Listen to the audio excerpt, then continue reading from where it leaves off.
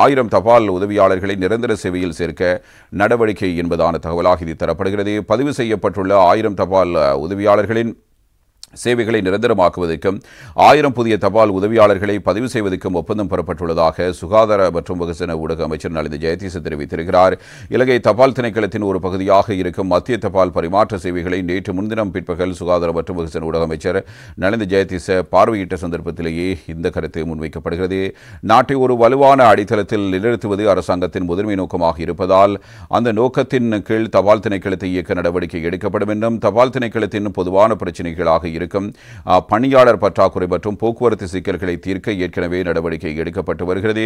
மேலும் தற்போது பதிவு செய்யப்பட்டுள்ள 1000 தபால் உதவியாளர்களின் சேவைகளை நிரந்தரமாக்குவதற்கும் 1000 புதிய தபால் உதவியாளர்களை பதிவு செய்வதற்கும் ஒப்புதல் பெறப்பட்டுள்ளதாக இதன்போது தெரிவிக்கப்படும். அதன்படி சம்பந்தப்பட்ட ஆட்சேர்ப்புகளுக்கு தேவையான நடவடிக்கைகள் விரைவில் எடுக்கப்படும்.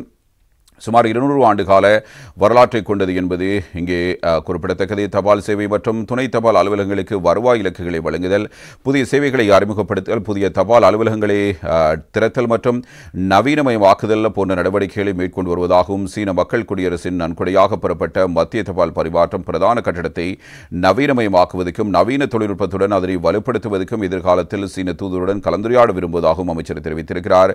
மத்திய தபால் பரிமாற்ற சேவையானது பல சிரமங்கள் மற்றும் தீர்க்கப்படாத பிரச்சனைகளுக்கு மத்தியில் செயல்பட்டு வருவதாகவும் அமைச்சரால் கூறப்படுகிறது. அதிகாரிகளுடன் கலந்துரையாடி தபால் சேவையை படிப்படியாக கட்டியெழுப்புவதே தனது நோக்கம் என்றும் தபால் சேவைக்கு தேவையான மதிப்பு மரியாதை மற்றும் சரியான இடத்தை வழங்குவதே தனது நோக்கம் என்றும் அதற்கு சிறிது காலம் எடுக்கும். எனவே நாட்டுக்கு வலுவான பொது சேவை தேவை என்றும் நாட்டின் வருமானம் குறைவாக இருப்பதால் பொருளாதார வளர்ச்சியுடன் ஆட்சேர்ப்பை அதிகரிக்க முடியும் என்றும் சுட்டிக்காட்டிய அமைச்சர் பொதுச்சேவை என்னும் முறைசாரா ஆட்சேர்ப்பு முறை மேம்படுத்தப்பட்டு வருவதாலும் தபால் துறையிலும் ஆட்சேர்ப்பு மேற்கொள்ளப்படுவதாலும் அனைவரும் அரசாங்கத்தின் புதிய திட்டத்தை புரிந்து கொண்டு புரிதலுடன் இணைந்து செயற்பட்டு தபால் சேவையை மேம்படுத்த கைகோர்க்க வேண்டும் என்ற கோரிக்கையும் அமைச்சரால் இவ்வாறு விடுக்கப்பட்டிருப்பதான தகவல் இவ்வாறு தரப்படுகிறது.